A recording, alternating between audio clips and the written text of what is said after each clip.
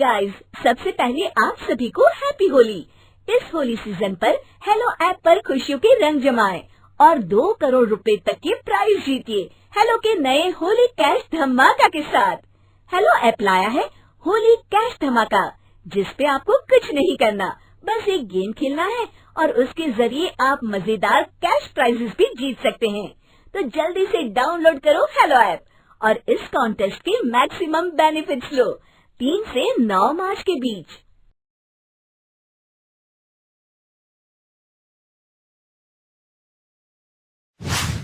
प्यारे दोस्तों, आज की कहानी सुधा नाम की एक लड़की की है। सुधा एक बहुत ही आलसी लड़की थी। घर के काम करना तो दूर, वो एक गिलास पानी के लिए भी अपनी माँ पर निर्भर थी। अरे अब उठ भी जा नालायक, 10 बजे तक सोती रहती है। अरे कुछ तो घरेलू लड़कियों वाले लक्षण दिखा। सोने दो ना माँ, क्यों परेशान कर रही हो? अरे भाग्यवान, क्यों मेरी बिटिया को तंग कर रही हो? सोने भी दो इसे। लो, बाप बेटी दोनों एक जैसे हैं। देख लेना, आपकी ये लाडली ससुराल जाके हमारी नाक कटाएगी।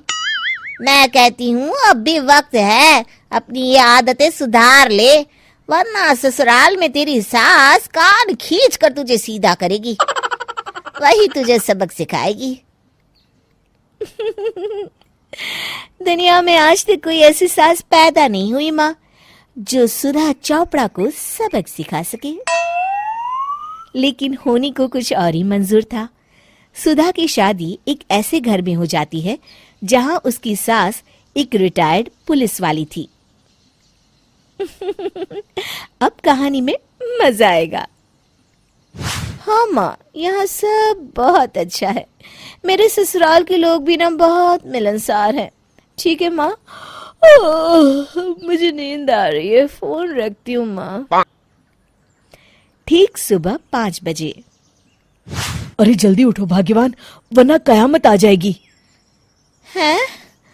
अरे क्या हुआ? कौन सी कयामत आ जाएगी?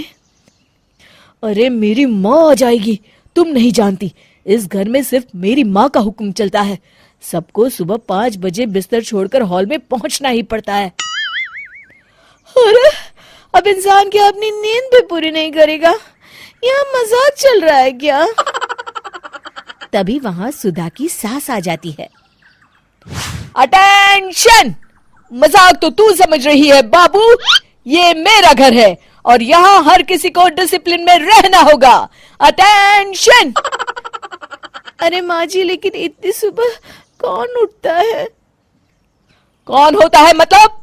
हम सभी उठते हैं, रोज उठते हैं, और अब से तुझे भी उठना पड़ेगा। आखिर मैं पुलिस वाली जो ठहरी। अटेंशन!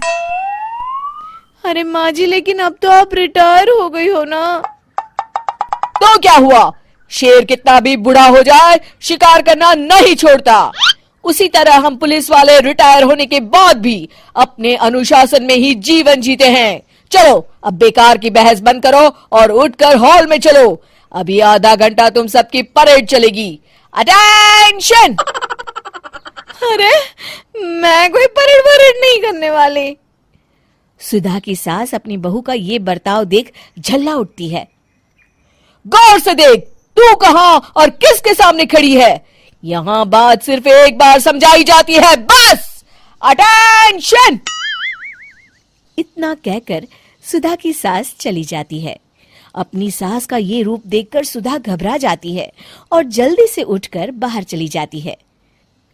उस दिन से सुधा की जिंदगी बदल जाती है।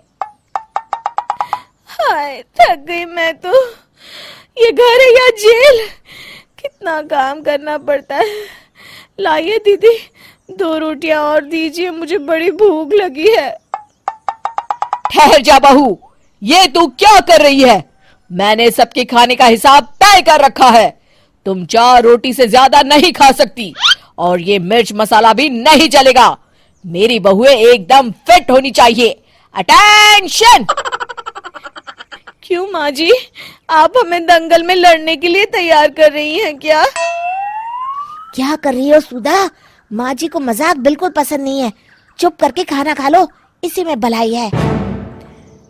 इस तरह धीरे धीरे सुधा अपने सास के रंग में पूरी तरह रंग जाती है, लेकिन इसका उल्टा ही असर पड़ता है। सुधा अपनी सास से भी ज्यादा अनुशासन की पक्की हो जाती है। सुधा की सास तो सबको 5 बजे उठाती थी, लेकिन सुधा सबको 4 बजे ही उठा देती थी। दूसरी तरफ सुधा की सास की उम्र भी हो चलती है।